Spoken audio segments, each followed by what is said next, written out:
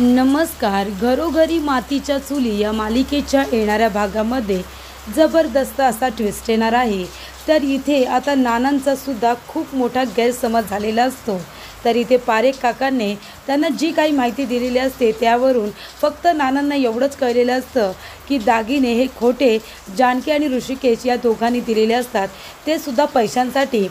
पण हे सगळं कारस्थान नक्की कुठून सुरू झालं त्याबद्दल नानांना काही माहिती नसते, कारण ऋषिकेशने त्यांना त्रास होऊ नये म्हणून काही सांगितलं नसतं.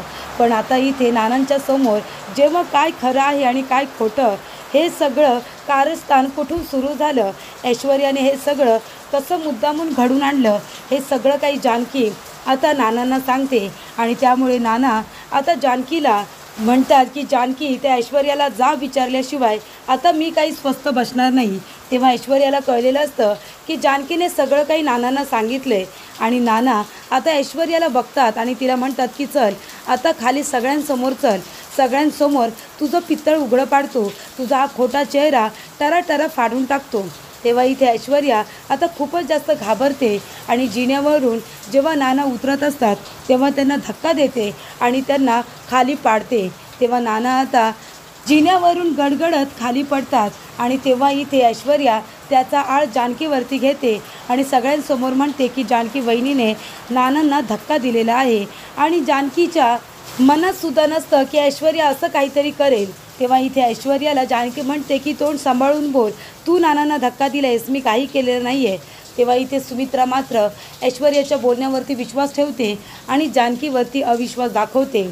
तर आता या कारणाने जेव्हा इथे नाना बरे होतात तेव्हा इथे सुमित्राला तर तिची लायकी दाखवतातच आणि त्या आजीची तिथून त्या घरातून हक्कलपट्टी करतात आणि ऐश्वर्याला सुद्धा चांगलेच खडे बोल सुनावत तिची सुद्धा लायकी काढत तिला सुद्धा घरातून हकलतात. तर हे सगळं आता कसं घडतं आणि नानांना हे सगळं कसं काय कळतं आणि नाना सुमित्राला त्याचबरोबर ऐश्वर्याला आणि आजीला त्यांची लायकी कशी काय दाखवतात, तर आपण सविस्तरपणे हे बघूया. तर इथे आता सुमित्रा वारंवार जानकीला आणि ऋषिकेशला बोलत असते. ऐश्वर्या जे काही सांगत असते त्याच्यावरती डोळे बंद करून विश्वास ठेवत असते, कारण तिच्या मनामध्ये सावत्रपणाची जी काही आग लागलेली असते ती खूपच जास्त आता वणवा घेत चाललेली असते. तिला सतत असं वाटत असतं की सावत्रपणा हा आता कुठेतरी मध्ये येतोय. ऋषिकेश आणि जानकी दोघंजणं सावत्रपणा आहे म्हणून आता सारंग आणि ऐश्वर्याबरोबर वाईट वागतायत असं सुमित्राला वाटत असतं आणि ही आग तिच्या मनामध्ये ऐश्वर्यानेच लावलेली असते. त्यामुळे गैरसमज हा पराकोटीला गेलेला असतो. तेव्हा इथे आता जेव्हा ऐश्वर्या आणि सारंगची चुकी आहे, त्यांनी लिस्टमध्ये सयाजी विखे पाटील हे नाव मुद्दामून टाकलं होतं, त्यामुळे शेतकऱ्यांचं नुकसान झालं, कारण मालाला 3 पटीने भाव वाढवून दिला होता. त्यामुळे शेतकऱ्यांचा माल कुठल्याही व्यापाऱ्याने खरेदी केला नव्हता आणि त्यामुळे शेतकऱ्यांचे पैसे भरून देण्यासाठी ऋषिकेश आणि जानकी दागिने विकत असतात. याबद्दल इथे नानांना काहीसुद्धा माहिती नसतं की नक्की कारण काय आहे. त्यामुळे इथे आता सुमित्रा नानांना भडकवत असते. जेव्हा नाना घरी येतात तेव्हा ऋषिकेश आणि जानकीला वाटेल तसं बोलतात आणि म्हणतात की तुमच्यामुळे आज गावामध्ये माझी इज्जत गेलेली आहे. आणि सुमित्रासुद्धा इथे आता नानांना खरं सांगत नसते. ती म्हणते, अहो बघा ना, इथे या जानकीच्या मनामध्ये ऐश्वर्याबद्दल आणि सारंगबद्दल खूपच जास्त सावत्रपणा आलेला आहे. म्हणजे तिची आधी खूप जास्त इज्जत करायचो आपण, तिचं वारंवार कौतुक व्हायचं ना. मग आता अवंतिका आणि इथे ऐश्वर्या दोघीजणी आल्यात तेव्हापासून ती खूपच जास्त जलन होते. तिच्या मनामध्ये जेलेसी आलेली आहे. त्याच्यामुळे ती आता वाटेल तसं वागते ऐश्वर्याबरोबर. तिच्यावरती खोटे नाटे आरोप करते.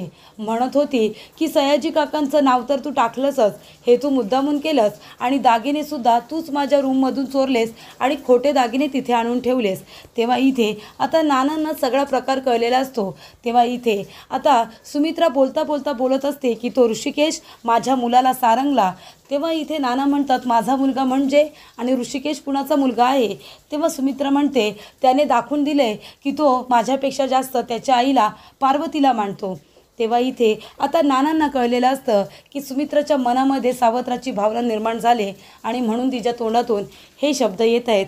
पण हे शब्द तिच्या तोंडातले नसून कुणीतरी तिच्या मनात डोक्यात हे सगळं टाकले हे आता नानांना कळतं. आणि आता त्यांना संपूर्ण बाजू ही ऐकून घ्यायची असते।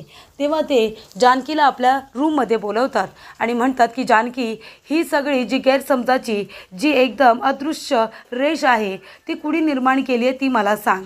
तेव्हा इथे जानकी म्हणते की नाना, तुमचा जर माझ्यावरती विश्वास असेल ना तरच मी तुम्हाला हे सगळं सांगेन। तेव्हा नाना म्हणतात की माझा तुझ्यावरती पूर्ण विश्वास आहे आणि जे काही असेल ते तुम्हाला खरं खरं सांग। तेव्हा इथे जानकी म्हणते की नाना, हे सगळं ऐश्वर्याने घडून आणलेलं आहे। ती सतत आईंचे कान भरत असते आमच्या विरोधामध्ये आणि माझ्यावरती आणि ऋषिकेशवरती आरोप करत असते। तिला असं दाखवून द्यायचं आहे की आम्ही दोघंजण हे घर चालवतोय, ऋषिकेश बिझनेस चालवत आहेत आणि त्यांना दुय्यम वागणूक देत आहेत, असं ती सतत आईंच्या मनात भरवत असते। आणि ह्या सगळं कांड करत असताना आजीसुद्धा ऐश्वर्याची बाजू घेतात आणि त्याला खतपाणी घालत असतात। तर इथे ऐश्वर्याला कोणीतरी थांबवायला हवं, त्यासाठी मी प्रयत्न करत असते, पण ती माझ्यावरतीच नको नको ते आरोप करत असते आणि आईच्या नजरेतून मला पाडण्याचा प्रयत्न करते। तेव्हा इथे आता जानकी म्हणत असते की नाना, तुम्हाला माहिती आहे का, सयाजीरावांचं नाव हे ऐश्वर्यानेच बाजार समितीच्या लिस्टमध्ये टाकलं। म्हणजे ऋषिकेशने लिस्ट तयार केली होती जी तुम्हाला दाखवण्यात आली होती आणि तुम्ही अप्रूव्हलसुद्धा दिलं होतं। त्यानंतरला जेव्हा मीटिंगला जायचं होतं तेव्हा तुम्ही ऋषिकेशला पाठवलं होतं पार्वती आईंचं श्राद्ध करण्यासाठी आणि तेव्हा सुमित्रा आईंचा वाढदिवस होता। जेव्हा आम्ही मंदिरामध्ये जात होतो दान धर्म करायला आणि आईंच्या नावाने पूजा करायला, तेव्हा ऐश्वर्याने मुद्दामून गाडी आता तळ्याच्या बाजूने वळवली आणि मुद्दामून सांगितलं की तिथे ऋषिकेशची गाडी आहे आणि आईंनी ऋषिकेशला तिथे पार्वती आईंचं श्राद्ध करताना बघितलं। तेव्हा आई खूप चिडल्या आणि ऋषिकेशला वाटेल तसं बोलल्या। त्यामुळे ऋषिकेशला वाईट वाटलं आणि ते मंदिरामध्ये जाऊन बसले आणि त्याच वेळेला बाजार समितीची मीटिंग होती आणि मीटिंगला आता देशमुखांनी बोलावलं होतं। तेव्हा सारंग भाऊजीला ऐश्वर्याने भरीस पाडलं आणि तेव्हा तिने जबरदस्तीने त्यांना जायला सांगितलं आणि सयाजी विखे पाटील हे नावसुद्धा तिने ॲड केलं। त्यामुळे सयाजी काकांनी शेतकऱ्यांच्या मालाला 3 पटीने आता भाव वाढवून दिला आणि त्यामुळे व्यापाऱ्यांनी माल खरेदी केला नाही। शेतकरी खूप जास्त चिडले। ऋषिकेशच्या तोंडाला काळंसुद्धा फासायला आले होते आणि ऋषिकेशला तुम्हाला त्रास द्यायचा नव्हता म्हणून आम्ही जेवढं काही FD सेव्हिंग होत्या तेवढ्या सगळ्या मोडल्या आणि त्याच्यामध्ये 40 लाख रुपये कमी पडत होते, म्हणून मी माझे दागिने हे गहाण ठेवण्याचा निर्णय घेतला। दागिने गहाण ठेवण्यासाठी पारेख काकांना इथे बोलावलं, पण त्याच वेळेला माझे जे दागिने होते ते ऐश्वर्याने एका बाजूला ठेवून दिले होते आणि माझ्या दागिन्यांच्या ऐवजी खोटे दागिने तिने तयार करून आपल्या वडिलांकडून आणले होते आणि ते दागिने तिने माझ्या रूममध्ये ठेवले आणि तिनेच हट्ट केला आणि आईने हट्ट केला की दागिने चेक करा चेक करा। त्यामुळे दागिने हे चेक करण्यात आले आणि तेव्हा त्यांना कळलं पारेख काकांना की दागिने खोटे आहेत म्हणून आणि ऐश्वर्या म्हणायला लागली की जर दागिने मी चोरले असतील तर ते माझ्या रूममध्ये असतील, नाहीतर ते तुमच्या रूममध्ये असतील। आणि त्यावेळेला सारंग भाऊजींनी शोधाशोध केली ऐश्वर्याच्या सांगण्यावरून आणि माझ्याच कपाटामध्ये ते दागिने सापडले। तेव्हा इथे जानकी म्हणत असते की नाना, लग्न झाल्यापासून माझ्या लग्नाला 10 वर्ष झाली, माझ्या तोंडातून कधीतरी वाईट शब्द निघाला आहे का? मी कधी तुमचा आईंचा शब्द पाडला आहे का? तर इथे जानकी म्हणत असते की डोक्यावरून पदर तुमच्यासमोर कधी मी ढळू दिलेला नाही आहे, तर एवढी मोठी चूक मी करेन का? तुम्हाला खरंच असं वाटतं? पण आईंनी माझ्या बोलण्यावरती विश्वास नाही ठेवला। आईंच्या मनामध्ये सावध राहण्याची भावना निर्माण झाली, त्यामुळे त्यांनी माझ्यावरती नाही विश्वास ठेवला। तेव्हा आता नानांना सगळं कळलेलं असतं। तेव्हा इथे ऐश्वर्याने आता सगळं बोलणं ऐकलेलं असतं की जानकीने नानांना सगळं काही सांगितले। तेव्हा आता नाना ऐश्वर्याला जाब विचारायला येतात। तेव्हा ऐश्वर्या म्हणते की नाना, मी काही नाही ऐकले, मी सहजच आले होते। तेव्हा नाना म्हणतात की जानकीचं आणि माझं बोलणं ऐकायला आली होतीस ना? तेव्हा इथे नाना म्हणतात चल आता माझ्याबरोबर, आता सगळ्यांसमोर तुझं सत्य, तुझं पितळ उघडं पाडतो। तेव्हा इथे दादर उतरत असताना आता जिन्यावरून ऐश्वर्या नानांना धक्का देते आणि त्यांना जोरात पाडते। तेव्हा नाना जिन्यावरून खाली पडतात, त्यांना खूप जास्त मार लागतो। तेव्हा ऐश्वर्या नानांच्या अंगावरची चादर जी तिच्या हातामध्ये आलेली असते ती आता जानकीच्या हातात देते आणि सगळा आरोप जानकीवरती करते आणि म्हणते की जानकी वहिनींनी इथे नानांना धक्का दिला आणि खाली पाडलं।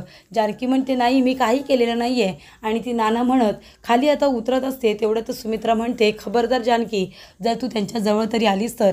तेव्हा इथे जानकी म्हणते आई माझ्यावरती विश्वास ठेवा, मी असं का करेन? तेव्हा इथे सुमित्रा म्हणते मग ऐश्वर्या तरी असं का करेल? पण तू तर करशीलच गं, हल्ली तुझं वागणं खूपच जास्त विचित्र होत चाललंय। तेवढ्यातच इथे आता ऋषिकेश नानांना हॉस्पिटलला घेऊन जातो आणि तिथे त्यांना ॲडमिट करतो।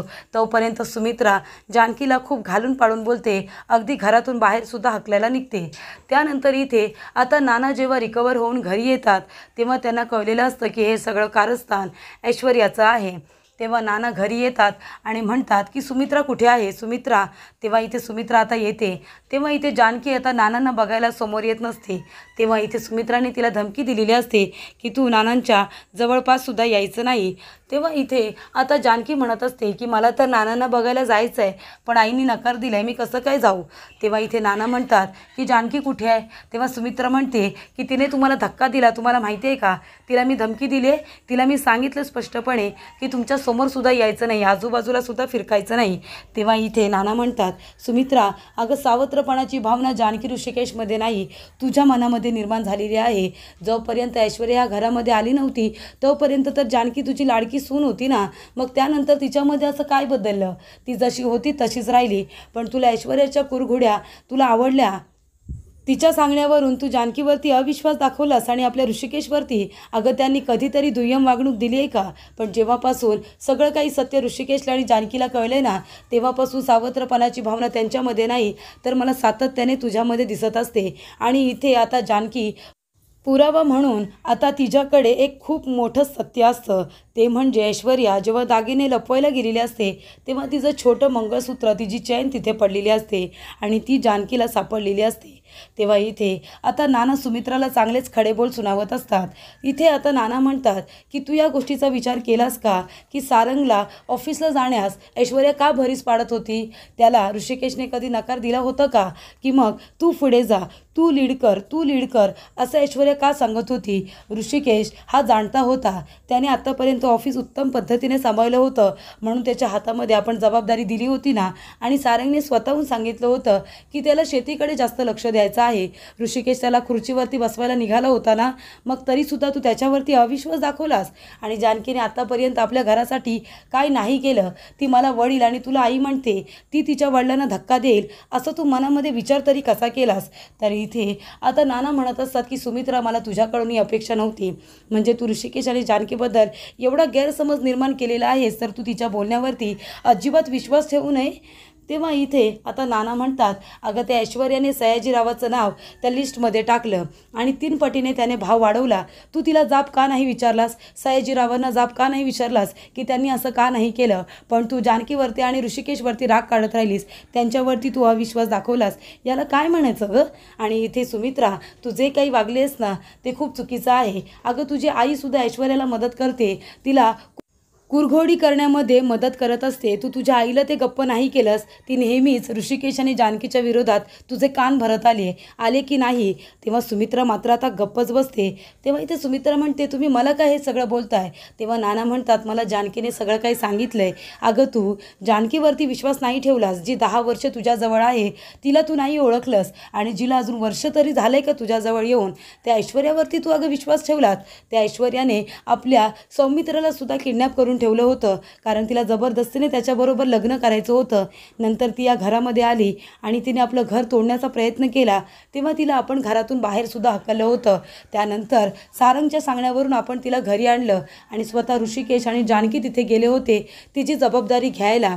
आणि काय झालं, तू त्या जानकीवरती अविश्वास दाखवलास आणि त्या मुलीवरती तू विश्वास ठेवलास का, तर ती तुझी सखी आहे म्हणूनच ना.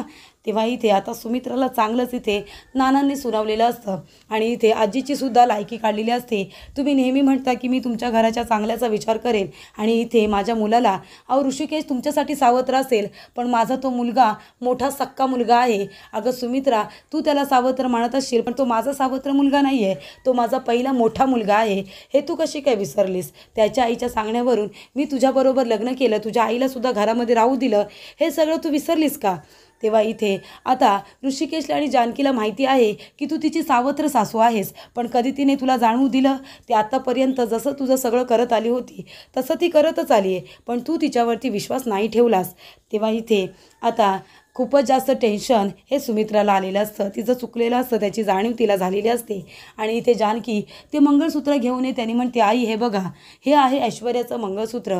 ज्या वेळेला ती दागिने माझ्या कपाटामध्ये ठेवायला आली होती ना त्यावेळेला तिथे पडलं होतं. मी तुम्हाला मुद्दामून नाही दाखवलं कारण मला बघायचं होतं तुम्ही कधीतरी माझ्यावरती विश्वास ठेवाल असं मला वाटलं होतं, पण नाही, तुम्ही ऐश्वर्याचं ऐकत आलात आणि माझ्यावरती अविश्वास दाखवलात. हे मंगळसूत्र ओळखलंच ना ऐश्वर्या, हे तुझंच आहे ना. तेव्हा इथे आता सत्य समोर आलेलं असतं. तेव्हा आता नाना म्हणत असतात की सुमित्रा, तुला वाटणी करायची आहे ना. मी जेव्हा हॉस्पिटलमध्ये होतो तेव्हा तू जानकीला म्हणालीस की या घरातून निघून जा. तुला एक महत्त्वाची गोष्ट सांगायची आहे सुमित्रा, हे सगळं जे काही वैभव आहे ना ते पार्वतीचं आहे आणि हेमंतरावांचं आहे. हेमंतरावांना त्यांचा वाटा मिळाला, पण ते म्हणाले की मी करून काय करू, ते आश्रमाची जबाबदारी घेतात आणि हे सगळं पार्वतीचं आहे. पण पार्वतीने मला सांगितलं होतं जेव्हा तुम्ही वाटणी कराल तेव्हा तुम्हाला आणि जी सुमित्राला मुलं होतील त्यांनासुद्धा बरोबरीची वाटणी द्या. पण जास्त अधिकार हा माझ्या ऋषिकेशचाच आहे. त्याला जर 75% आहे ना, तर आपल्याला 3 मुलं आहेत, त्यांना 25% आहे प्रॉपर्टी. तुला कळतं आहे का? तेव्हा हा बंगलासुद्धा ऋषिकेश आणि जानकीचाच आहे. तेव्हा तुम्हाला आता कुठे जायचं असेल तर तुम्ही जा. सुमित्रा, तुझा विश्वास आहे ना ऐश्वर्यावरती आणि तुझ्या आईवरती, तू त्यांचं ऐक. आणि आजी, तुम्हीसुद्धा आता या घरातून निघालात तरी चालेल, कारण तुम्ही आणि ऐश्वर्या माझं घर मोडायला निघालात. तेव्हा तुम्हा तिघींना जिथे कुठे जायचं असेल तिथे जा. मला माझ्या ऋषिकेश आणि जानकीबरोबर इथेच राहायचं आहे. तेव्हा ऋषिकेश म्हणतो, नाना तुम्ही हे काय बोलताय? तेव्हा नाना म्हणतात की मी योग्य तेच बोलतोय आणि बरोबर आहे तेच बोलतोय. तेव्हा इथे आता नानांनी अशा पद्धतीने सुमित्रा, आजी आणि ऐश्वर्या यांना त्यांची लायकी दाखवून दिलेली असते.